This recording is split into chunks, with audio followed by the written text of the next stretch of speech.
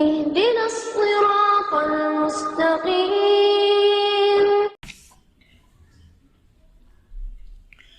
الحمد لله رب العالمين، والصلاة والسلام الأتمان الأكملان على خير خلق الله وعلى آله وأصحابه أجمعين، أما بعد.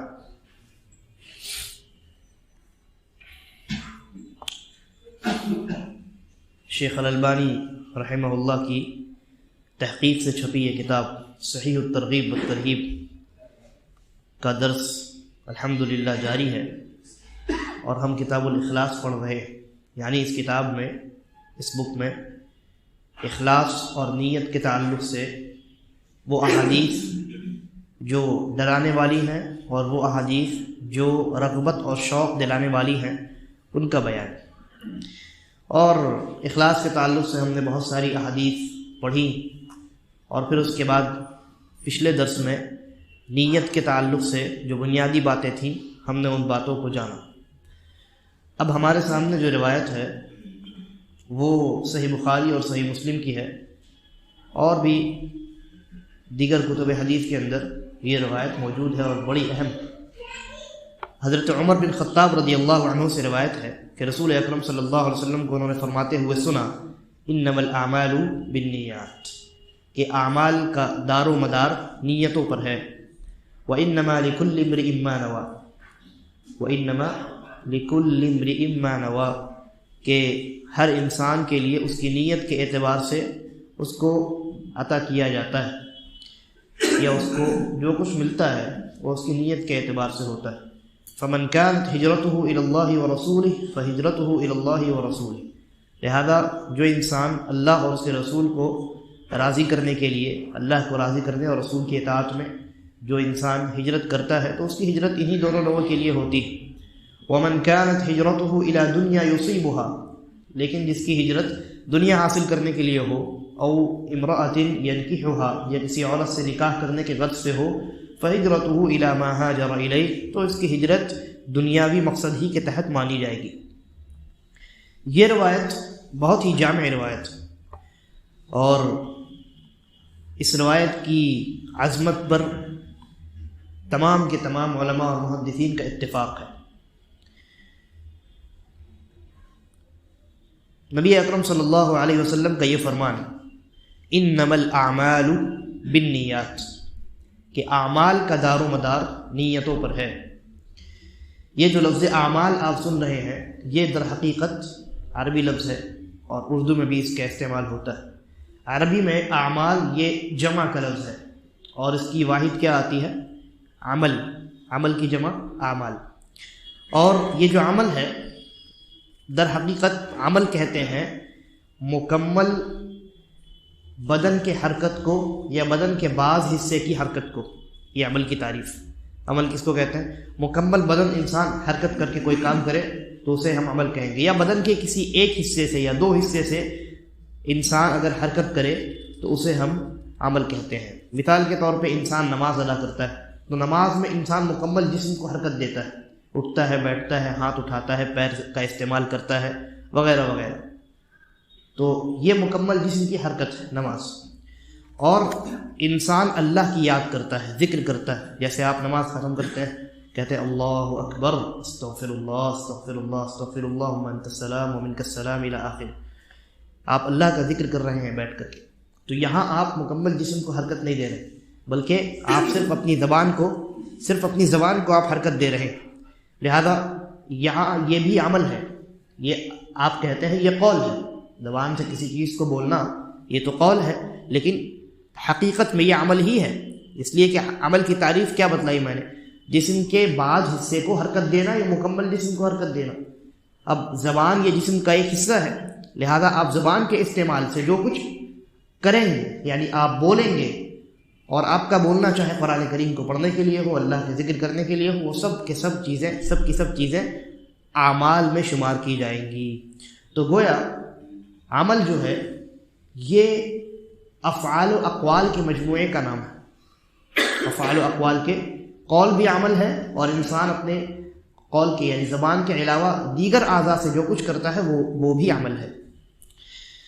نبی اکرم صلی اللہ علیہ وسلم کا یہ فرمانا انما الاعمال بالنیات کہ اعمال کا دار و مدار نیتوں پر ہے. وانما لكل امرئ ما نوى وانما لكل امرئ ما نوى کہ ہر انسان کو وہی ملے گا جس کی اس نے نیت کی ہے.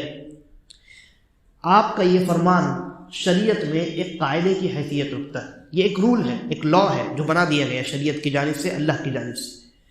اور اس کا معنی یہ ہے کہ نیت عمل کے اندر روح کی حیثیت رکھتی ہے. چنانچہ اگر اعمال میں نیت صحیح ہو تو وہ عمل درست ہے، اور اعمال میں اگر نیت فاسد ہو تو عمل باطل ہے. یہ پہلی بات ہوئی. دوسری بات، اعمال میں نیت جس عمل کے لیے ہو وہ عمل اسی اعتبار سے کاؤنٹ کیا جائے گا. نیت جس عمل کے لیے ہو وہ عمل اسی اعتبار سے مانا جائے گا کہ یہ عمل وہی ہے جس کی اس نے نیت کی. اس لیے کہ انسان شب و روز میں ایک ہی طرح کی حرکات، ایک ہی طرح کے اعمال انجام دیتا ہے، لیکن ہر عمل کا مقصد الگ الگ ہوتا ہے. حرکت ایک ہے، جیسے 4 رکعت کی نماز ہے تو 4 رکعت کی نماز تو بھائی ظہر کی بھی ہوتی ہے، عصر کی بھی ہوتی ہے، عشاء کی بھی ہوتی ہے. اب ان تینوں اوقات کی نمازوں میں فرق کس چیز سے ہوگا؟ اسی نیت سے ہوگا. تو اللہ کے نبی نے کہا وَإِنَّمَا لِكُلِّ امْرِئٍ مَّا نَوَىٰ. انسان جو عمل کرے گا اس میں اس کی نیت کے اعتبار سے اس عمل کو شمار کیا جائے گا کہ یہ عمل ظہر ہے یا عصر ہے یا مغرب. اور جیسا کہ میں نے کہا کہ اگر نیت درست ہے تو عمل درست ہے. کوئی انسان نماز ادا کر رہا ہے اور اس نماز میں اس کی نیت اللہ کو راضی کرنی ہے تو نماز درست ہے، اور اگر اس کی نیت کسی کو دکھلانی ہے تو اس کی نماز باطل ہے. اسی طریقے پر ایک طرح کے جو اعمال ہوتے ہیں ان میں نیت کس طریقے سے تفریق کرتی ہے، اس کی آپ 1-2 مثالیں ملاحظہ کیجیے. مثال کے طور پہ ایک آدمی ہے جو غسل جنابت میں، جس کے اوپر غسل جنابت واجب ہے، یعنی وہ حالت جنابت میں. اب حالت جنابت جو ہے وہ مردوں کو 2 وجہ سے ہوتا ہے. انسان حالت جنابت میں 2 وجوہات کی بنیاد پر چلا جاتا ہے. ایک تو یہ کہ اس کو احتلام ہو جاتا ہے، اور دوسرا یہ کہ وہ اپنی اہلیہ سے مباشرت کرتا ہے، مجامعت کرتا ہے. تو ایک انسان حالت جنابت میں چلا گیا کسی بھی وجہ سے، ان 2 وجوہات میں سے کسی بھی وجہ سے. اب اس کے بعد وہ راستے میں چل رہا تھا یا اپنے گھر ہی میں کہیں ٹہل رہا تھا، حالت جنابت میں ہے، ابھی اس نے غسل نہیں کیا ہے جنابت کا، اور وہ اپنے گھر میں ٹہل رہا ہے. اس کے گھر میں بغل میں ایک کنارے پہ ایک بڑا سا ٹب رکھا ہوا ہے جس میں پورا کا پورا پانی بھرا ہوا ہے. تو وہ آدمی اس ٹب کے بغل سے گزرتا ہے، اس کا پیر پھسل جاتا ہے اور وہ اس ٹب میں گر جاتا ہے. اور جب اس کے کپڑے وغیرہ گیلے ہو جاتے ہیں تو وہ سمجھتا ہے کہ اب میں ٹب میں گر ہی چکا ہوں تو لہٰذا اچھے طریقے سے نہا لوں. جو چنانچہ وہ نہا لیتا ہے. اس کے اوپر غسل واجب تھا، غسل اس کے اوپر واجب تھا، جنابت کا غسل واجب تھا، اور اس کا پیر پھسلا اور وہ اس ٹب میں گر گیا. تو سوال یہ ہے، اور ٹب میں گر کر کے اس نے نہا لیا، تو سوال یہ ہے کہ کیا اس کے اوپر سے جنابت کا غسل ختم ہوا یا ختم نہیں ہوا؟ کیا جواب ہے؟ نہیں ختم ہوا. کیوں ختم نہیں ہوا؟ اس لیے کہ اس نے اپنے جسم کو جو بھگایا ہے، اس نے جو غسل کیا ہے، جنابت کی نیت سے اس نے نہیں کیا غسل، اس لیے اس کا وہ غسل جنابت والا غسل نہیں کہلا سکتا. ایک دوسری مثال لیتے ہیں. مثال کے طور پہ ایک آدمی ہے، وہ حالت جنابت میں چلا گیا، اس کے اوپر جنابت کا غسل واجب ہے، اور اس انسان کی یہ عادت ہے کہ وہ جب صبح اٹھتا ہے تو پہلے غسل کرتا ہے، صفائی ستھرائی کے لیے، فریش محسوس کرنے کے لیے غسل کرتا ہے. اس کی یہ عادت ہے، ہر صبح وہ اٹھتا ہے تو غسل کرتا ہے. اور رات میں کسی وقت وہ حالت جنابت میں چلا گیا اور اس نے غسل نہیں کیا، اور صبح وہ اپنی عادت کے مطابق بیدار ہوا اور وہ غسل خانے میں چلا گیا غسل کرنے کے لیے اپنی عادت کے مطابق. اس کے ذہن میں یہ، یعنی وہ بھول چکا ہے کہ اس کے اوپر جنابت کا غسل واجب ہے. وہ بیدار ہوا اور فوراً غسل خانے میں چلا گیا، واش روم میں چلا گیا، اور جا کر کے اس نے بہت اچھے سے صفائی اور ستھرائی کے ساتھ غسل کر لیا. تو اس کا یہ غسل کرنا کیا جنابت والا غسل کہلا سکتا ہے؟ نہیں کہلا سکتا. کیوں؟ یہ پورا مسئلہ جو ہے، یہ پورا معمہ نیت کا ہے. اس نے صفائی اور ستھرائی حاصل کرنے کی نیت سے یہ غسل کیا، گرچہ بہت اچھے سے بہت صفائی ستھرائی سے اس نے نہایا ہو، غسل کیا ہو، لیکن اس غسل کے بعد نہ وہ نماز پڑھ سکتا ہے، نہ قرآن مجید کو ٹچ کر سکتا ہے، حتیٰ کہ مسجد میں آ کر کے بیٹھ بھی نہیں سکتا۔ جو حالت جنابت میں انسان ہو، اگر گزرنے کی حالت پڑ جائے، مسجد سے ایک دو گیٹ ہو، ایک سے داخل ہو دوسرے سے نکل جائے مجبوری میں، تو وہ کسی حد تک جو ہے وہ معاف ہے، لیکن مسجد میں آ کر کے بیٹھ بھی نہیں سکتا۔ چنانچہ اس کے اوپر غسل جنابت کی نیت سے کرنا واجب ہے۔ یہ پورا معاملہ کس چیز کا ہے؟ نیت کا۔ تو نیت کا اس طریقے سے انسان کے اعمال میں اثر ہوتا ہے، اس لیے نیت کی بڑی اہمیت۔ اللہ کے نبی صلی اللہ علیہ وسلم کا یہ فرمان، اسی لیے میں نے کہا کہ شریعت میں قانون کی حیثیت رکھتا ہے، انما الاعمال بالنیات، اعمال کا دار و مدار نیتوں پر ہے۔ نیت اگر صفائی ستھرائی کے لیے غسل کرنے کی ہے تو وہ صفائی ستھرائی کے لیے غسل ہے، وہ جنابت کے لیے غسل نہیں ہے، اور اگر وہ جنابت کے لیے غسل ہے تو وہ جنابت کے لیے غسل ہے۔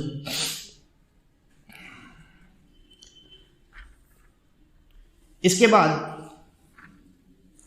نبی اکرم صلی اللہ علیہ وسلم نے فرمایا، ومن كان هجرته الى الله ورسوله فهجرته الى الله ورسوله، جس کی ہجرت اللہ اور اس کے رسول کے لیے ہو تو اس کی ہجرت اللہ اور اس کے رسول کے لیے مانی جائے گی۔ یعنی جس نے مکہ سے مدینہ ہجرت کیا اس ارادے سے، اس نیت سے کہ اللہ راضی ہو اور نبی اکرم صلی اللہ علیہ وسلم کی اطاعت اور فرما برداری کروں اور آپ کی نصرت اور آپ کی عزت و تکریم کروں، مکے سے اس نے مدینہ کی جانب ہجرت کیا، تو اللہ کے نبی صلی اللہ علیہ وسلم فرماتے ہیں اگر اس کا ارادہ یہ ہے، اس سفر کا ارادہ اگر ہجرت ہے، تو ایسی صورت میں یقیناً اس کا سفر ہجرت ہے۔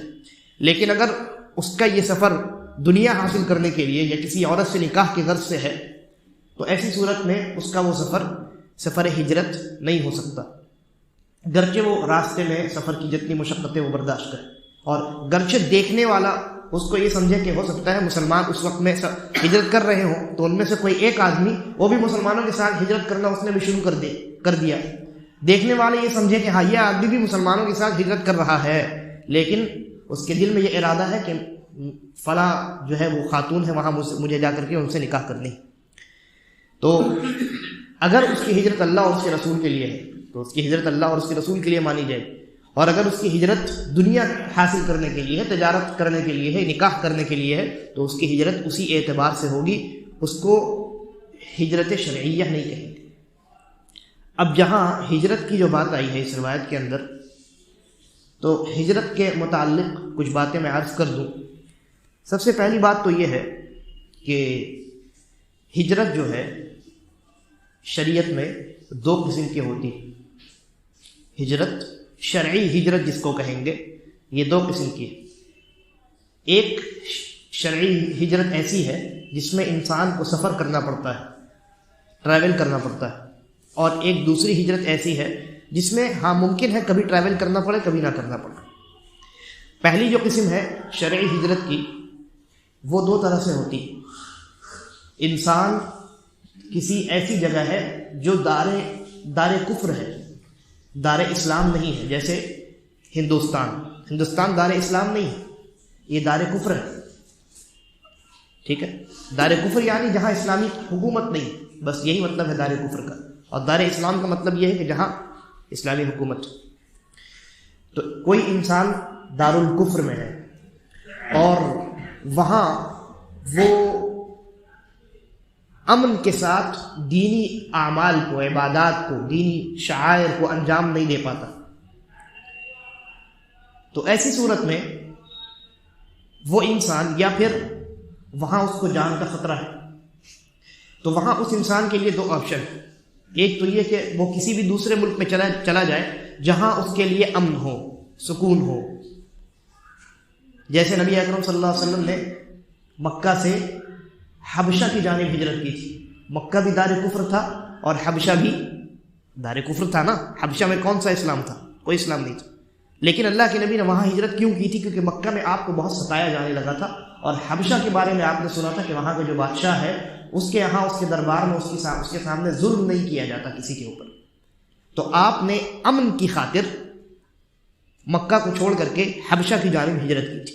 تو ہجرت ایک یہ ہے، اور ہجرت ایک دوسری جو ہے وہ دار الکفر سے دار الاسلام کی جانب ہے۔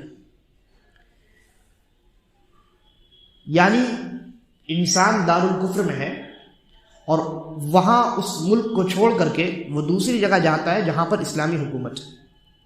جیسے نبی اکرم صلی اللہ علیہ وسلم نے دارالکفر مکہ کو چھوڑ کر کے دارالاسلام مدینے کا رخ کیا، کیونکہ مدینے میں اللہ کے نبی صلی اللہ علیہ وسلم کی ہجرت سے پہلے ہی اسلام داخل ہو چکا تھا. آپ کو معلوم حضرت مصعب ابن عمیر رضی اللہ عنہ کو نبی اکرم صلی اللہ علیہ وسلم نے داعی بنا کر کے بھیجا تھا، جاؤ وہاں دعوت کا کام کرو. تو وہاں اسلام جو ہے وہ موجود تھا پہلے سے. اس کے بعد نبی اکرم صلی اللہ علیہ وسلم نے ہجرت کی. تو یہ آپ کا دارالکفر سے دارالاسلام کی جانب ہجرت تھی. اب یہاں سوال یہ ہے کہ آپ نے سنا ہوگا بہت سارے لوگ کہتے ہیں کہ ہجرت جو ہے اب ممکن نہیں ہے، ہجرت اب ختم ہو چکی ہے، اب کوئی انسان اب ہجرت نہیں کر سکتا. تو ضروری ہے کہ ہجرت کے تعلق سے ہم چند مسائل کو سمجھیں. سب سے پہلی بات تو یہ ہے کہ نبی اکرم صلی اللہ علیہ وسلم کا یہ فرمان ہمارے سامنے ہے. اللہ کے نبی صلی اللہ علیہ وسلم فرمایا لا تنقطع الحجرہ حتی تنقطع التوبہ، کہ ہجرت اس وقت تک منقطع نہیں ہوگی، رکے گی نہیں جب تک توبہ منقطع نہ ہو جائے. ولا تنقطع التوبہ حتی تطلع الشمس من مغربها، اور توبہ کا دروازہ اس وقت تک بند نہیں ہوگا، توبہ کا سلسلہ منقطع نہیں ہوگا جب تک سورج جو ہے یہ مغرب سے نہ نکل جائے. جب سورج مغرب سے، ابھی کہاں سے نکلتا ہے سورج؟ مشرق سے نکلتا ہے. جب سورج مغرب سے نکلے گا تو توبہ کا دروازہ بند ہو جائے گا، چنانچہ ہجرت کا دروازہ بھی بند ہو جائے گا. اس کا مطلب کیا ہوا؟ مطلب یہ ہوا کہ توبہ کا دروازہ جب تک بند نہیں ہوتا ہے ہجرت کا دروازہ بھی بند نہیں کیا جا سکتا. اور آپ جانتے ہیں ابھی سورج جو ہے مغرب سے نہیں نکل رہا ہے بلکہ مشرق سے نکل رہا ہے. اس کا مطلب ہے کہ توبہ کا دروازہ کھلا ہوا ہے، چنانچہ ہجرت کا دروازہ بھی کھلا ہوا ہے. ہجرت کا دروازہ بھی کھلا ہوا ہے. لیکن نبی اکرم صلی اللہ علیہ وسلم کا ایک دوسرا فرمان بھی ہے. آپ نے فرمایا لا ہجرت بعد الفتح، فتح مکہ کے بعد کوئی ہجرت نہیں. ولکن جہاد و نیہ، لیکن جہاد کرے انسان اور نیت اپنی خالص رکھے. اس روایت کا مفہوم یہ ہے کہ چونکہ جب مکہ فتح ہو چکا تھا تو مکہ پہلے دارالکفر تھا، لیکن فتح ہونے کے بعد کیا بن گیا؟ دارالاسلام بن گیا.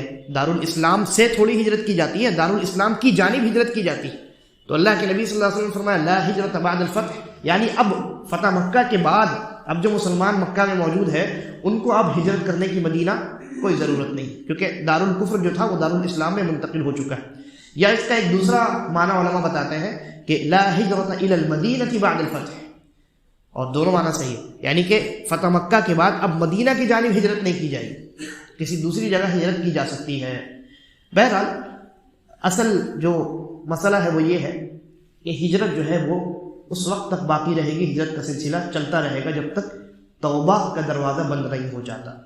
لیکن اب اس کا یہ مطلب نہیں ہے کہ انسان ہندوستان سے سارے مسلمان ہجرت کر کے کہیں دوسری جگہ چلے جائے جہاں اسلامی حکومت ہے، بلکہ اس کے احکام ہیں، اس کے احکام ہیں اور شرائط ہے. سب سے پہلی بات یہ ہے کہ اگر مسلمان جس ملک میں رہتے ہیں وہ اگر دارالکفر ہے اور اس دارالکفر میں وہ اپنے دین پر ثابت قدم نہیں رہ سکتے، انہیں ان کے دین پر عمل کرنے نہیں دیا جاتا، اور اسی طریقے پر یہ پہلی شرط ہے، اگر مسلمان دارالکفر میں ہے اور اپنے دین پر عمل نہیں کر سکتا، یا اسی طریقے پر وہ انسان دارالکفر میں پہلی شرط اگر موجود ہے کہ ہاں اس انسان کو دارالکفر میں جو ہے وہ اپنے دین پر عمل کرنے نہیں دیا جا رہا ہے، پھر دوسری شرط دیکھی جائے گی کہ کہیں وہ انسان دارالکفر میں جیل میں بند تو نہیں ہے، کیونکہ اگر جیل میں بند ہے تو اس کے اوپر ہجرت واجب نہیں. اور اسی طریقے پر کہیں وہ ایسا مریض تو نہیں ہے کہ سفر نہ کر سکے، اگر سفر نہ کر سکے ایسا مریض ہے تو اس کے اوپر بھی ہجرت واجب نہیں. یہ دو شرطیں ہو گئی ہجرت کی. تیسری شرط جو اس زمانے میں پائی جاتی ہے کہ وہ اس آدمی کے لیے کوئی ایسا ملک میسر ہو جس کی جانب، کوئی ایسا اسلامی ملک میسر ہو جس کی جانب وہ آسانی سے ہجرت کر سکے، یعنی اس ملک نے ہجرت کا دروازہ، اپنا دروازہ جو ہے مسلمانوں کے لیے کھول دیا ہو، اعلان کر دیا ہو. یہ شرط آج کے زمانے میں ہے، کیونکہ نبی اکرم صلی اللہ علیہ وسلم کے زمانے میں یا آج سے کچھ 100 سال پہلے یا 150 سال پہلے یا 200 سال پہلے کا زمانہ آپ دیکھیے تو یہ بارڈرز نہیں تھے اور اس طریقے سے یہ انتظامات نہیں تھے، ویزا وغیرہ کا کوئی ایشو نہیں تھا. لیکن چونکہ آج ہے تو آج کوئی بھی انسان ایک ملک سے دوسرے ملک میں اپنی مرضی سے نہیں جا سکتا. تو آج یہ شرط علماء نے لگائی ہے کہ تیسری شرط یہ ہے ہجرت کی کہ آپ کے لیے کسی اسلامی ملک نے اپنا دروازہ کھولا ہو. یہ 3 شرطیں، اگر یہ تینوں شرطیں پائی جاتی ہیں تو مسلمانوں پر ہجرت کرنا واجب ہے. پہلی شرط کیا میں نے بتلائی، اس کو دارالکفر میں اپنے دین پر عمل کرنے نہ دیا جائے. دین کے جو شعائر ہے جیسے نماز کو قائم کرنے نہ دیا جائے. وہ دارالکفر میں رہ کر کے اپنا دین نہ بچا سکے، یہ پہلی شرط. دوسری شرط، وہ انسان کسی جیل میں بند بھی نہ ہو، بہت مریض بھی نہ ہو. اور تیسری شرط کیا ہے کہ اس انسان کے لیے کوئی ایسا اسلامی ملک موجود ہو جس نے اپنا دروازہ اس کے لیے کھولا. اگر یہ تینوں شرطیں پائی جاتی ہیں تب جا کر کے مسلمانوں کے لیے یہ جائز، بلکہ ان کے اوپر واجب ہوتا ہے کہ وہ اس دارالکفر کو چھوڑ کر کے دارالاسلام کی جانب، جس اسلامی ملک نے ان کے لیے دروازہ کھولا ہے، وہاں ہجرت کریں. لیکن اگر ہندوستان کی بات کی جائے تو یہاں پہلی ہی شرط نہیں پائی جاتی. پہلی شرط کیا ہے کہ وہ اپنے ملک میں جس دارالکفر میں وہ رہ رہے ہیں وہاں وہ اپنے دین پر ثابت قدم نہ رہ سکے، ان کو ان کے دین پر عمل کرنے نہ دیا جائے. تو ہندوستان میں یہ مسئلہ ہی نہیں. ہندوستان میں آپ آسانی کے ساتھ اپنے دین پر عمل کر سکتے ہیں. یہ مسجد بنی ہوئی ہے، یہاں لوگ نماز پڑھ رہے ہیں، کتنی آسانی. تو ہندوستان کی اگر بات کی جائے تو یہاں پہلی ہی شرط نہیں پائی جاتی. اور پھر اس کے بعد اگر تیسری شرط پہ آئے کہ کوئی اسلامی حکومت ایسی ہو کہ جس نے مسلمانوں کے لیے دروازہ کھولا ہو، تو موجودہ زمانے میں یہ شرط بھی نہیں پائی جاتی. کبھی کبھی کوئی اسلامی ملک کسی بعض خاص لوگوں کے لیے جو ہے وہ اپنا دروازہ کھول دیتی ہے کہ ہاں جیسے روہنگیا مسلمان تھے، ان کے لیے برما کے جو مسلمان تھے ان کے لیے کچھ مدت کے لیے دروازہ کھولا گیا تھا کہ آپ ہجرت کر کے آ سکتے ہیں. بہت سارے لوگوں نے ہجرت کیا. افریقہ کے بہت سارے لوگوں نے جو ہے وہ سعودی عرب میں ہجرت کیا، ان کے لیے انہوں نے دروازہ کھولا تھا. لیکن فی الوقت ابھی دروازہ بند ہے. خاص کر کے ہندوستانی مسلمان کے پاس تو کوئی عذر ہی نہیں ہے ہجرت کرنے، کیونکہ اس کے ملک میں اس کو اپنے دین پر عمل کرنے کی اجازت ہے اور وہ عمل کرتا ہے. اگر عمل نہیں کر رہا ہوتا تو آج یہ مسجد جس میں آپ بیٹھے ہیں یہ مسجد اس طریقے سے آباد ہرگز نہیں ہو سکتی تھی. تو یہ 3 بنیادی شروط ہیں ہجرت کے. موجودہ زمانے میں اگر یہ 3 شروط پائے جاتے ہیں تو انسان پر، مسلمان پر ہجرت واجب ہے. اور اگر نہیں پائے جاتے ہیں اس کو ہجرت کرنے کی کوئی ضرورت نہیں. لیکن اگر کوئی انسان ایسا ہے، کسی ملک میں کوئی ایسا دارالکفر ہے جہاں مسلمانوں کے ہجرت کے یہ 3 شروط پائے جاتے ہیں، ان کو ان کے ملک میں ان کے دین پر عمل کرنے نہیں دیا جاتا، اور وہ مریض بھی نہیں ہو، اور اسی طریقے پر کسی اسلامی ملک نے ان کے لیے اپنا دروازہ کھول رکھا ہو، تو ایسی صورت میں ہم کہیں گے کہ آپ کے اوپر ہجرت کرنا واجب ہے. لیکن اگر مسلمانوں کے لیے ان کے دین پر عمل کرنا ان کے ملک میں ممکن ہو، صرف پہلی شرط نہ پائی جائے. ہندوستان میں اگر ہم مان لیتے ہیں ہندوستان میں آپ اپنے دین پر عمل کر رہے ہیں، اب اگر سعودی عرب اپنا دروازہ کھول دے کہ جتنے مسلمان ہندوستان میں وہ ہجرت کر کے سعودی عرب آ سکتے ہیں، یا قطر اپنا دروازہ کھول دے کہ جتنے مسلمان ہندوستان میں وہ ہجرت کر کے قطر آ سکتے ہیں، اسلامی حکومت نے اپنا دروازہ کھول دیا. لیکن پہلی شرط نہیں پائی گئی، واجب ہونے کی پہلی شرط نہیں پائی گئی. وہ یہ ہے کہ آپ اپنے ملک میں دین پر عمل نہ کر پائیں. یہاں آپ دین پر عمل کر رہے ہیں، دین پر آپ کے لیے عمل آسان ہے، اس کے باوجود اگر کوئی اسلامی ملک اپنا دروازہ کھولتی ہے تو ایسی صورت میں یہاں انسان کو مصلحت کو دیکھنا ہے اور اس کے اوپر ہجرت واجب نہیں.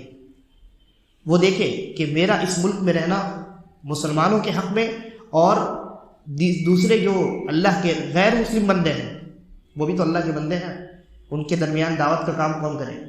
اگر وہ یہ سمجھتے ہیں کہ ہمارے یہاں رہنے سے دین اور اسلام کی نشر و اشاعت میں فائدہ ہوگا، مصلحت اس بات کا تقاضا کرتی ہے کہ گرچہ کسی اسلامی ملک نے ہمیں ہجرت کے لیے دعوت دی ہے، لیکن ہمارے ملک میں تو دین پر عمل کرنا آسان ہے، چنانچہ ہمارے پاس موقع ہے کہ ہم دوسرے لوگوں کو دین کی طرف بلائیں. اگر انسان مصلحت دیکھے تو اس کے لیے بہتر یہ ہے کہ وہ اپنے اسی جگہ رہے جہاں پر وہ رہتا ہے، اس لیے کہ اس کے دین پر یہاں کوئی حرف نہیں آ رہا ہے.